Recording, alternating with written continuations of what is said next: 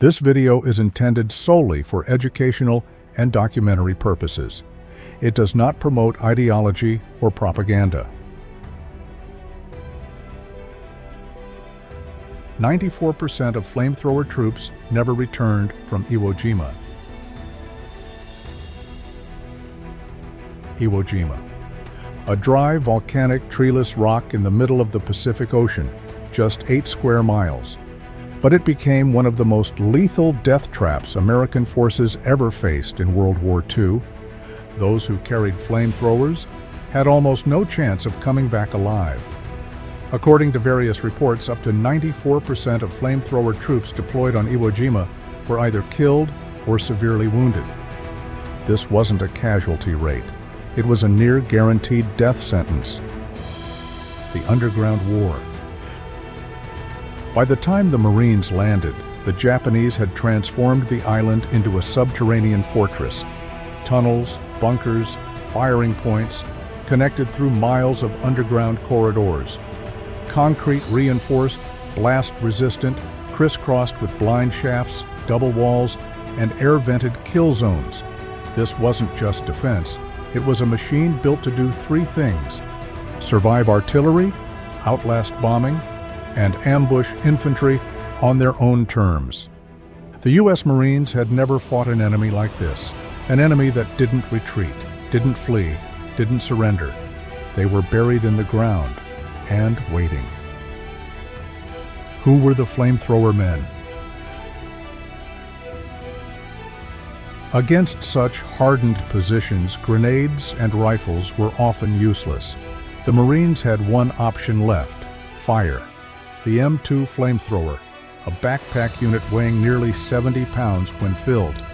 It launched a stream of burning napalm over 130 feet. On paper, a weapon of fear. In reality, a death sentence for the man who carried it. Why they died first. First, the flamethrower made you a target, a giant fuel tank strapped to your back. You were visible from 200 yards.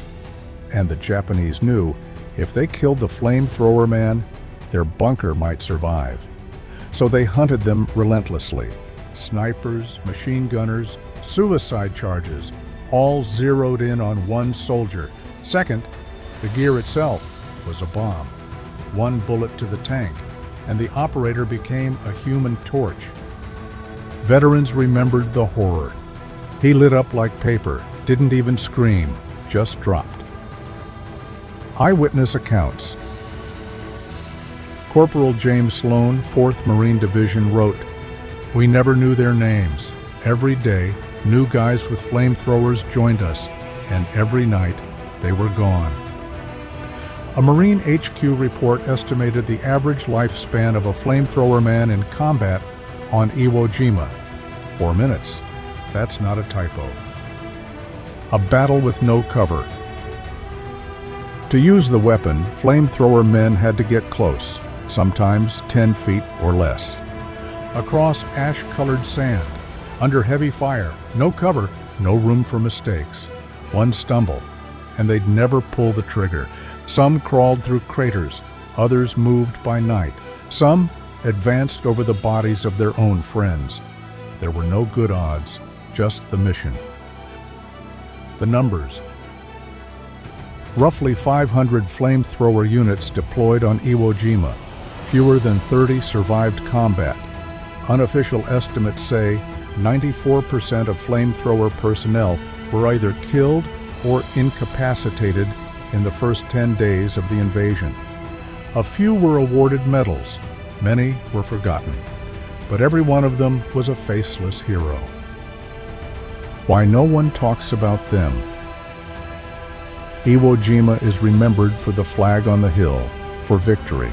But underneath that flag were the charred bodies of the men who cleared the way, most of them with tanks on their backs. Years later, the U.S. military admitted the tactics used for flamethrower infantry were flawed. They should have been protected, coordinated with artillery and air support, not sent in alone. But in February 1945, time was gone.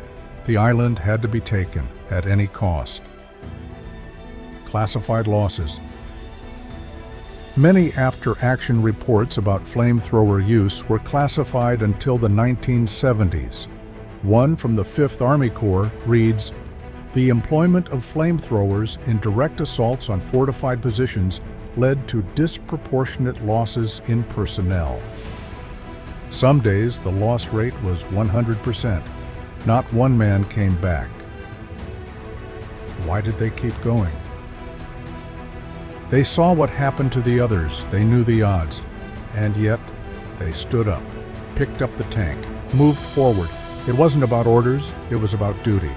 Clearing that bunker meant saving the platoon, giving others a chance, ending the nightmare, even for one more day. Terror weapon. Japanese troops feared the flamethrower like nothing else. One burst into a bunker could trigger panic, suffocation, surrender.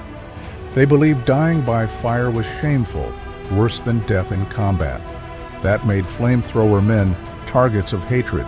If captured, they weren't just executed, they were tortured, humiliated.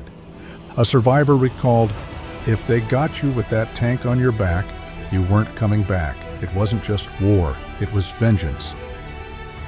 Fire on tracks. Within days, command called in M4A3R3 Sherman flamethrower tanks, developed in Hawaii. Instead of human carriers, these tanks had projectors mounted in the hull. Range, 500 feet. They could douse entire tunnel networks in seconds. Each flamethrower Sherman replaced a dozen infantry teams. But by then, most of the men had already fallen. Psychological scars. Those who survived didn't celebrate. They came home with burns and silence. Napalm smell lingered in their uniforms, their skin, their minds.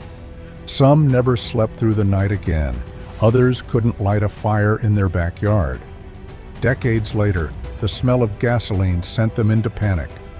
Doctors called it burn trauma memory, a unique form of battlefield PTSD. The forgotten names. Few names remain. No monuments, no Hollywood scripts, only faded photos, melted tanks, scorched gear, burn marks on stone. They were anonymous, quiet, terrifying, the bravest men on the island. One last flame.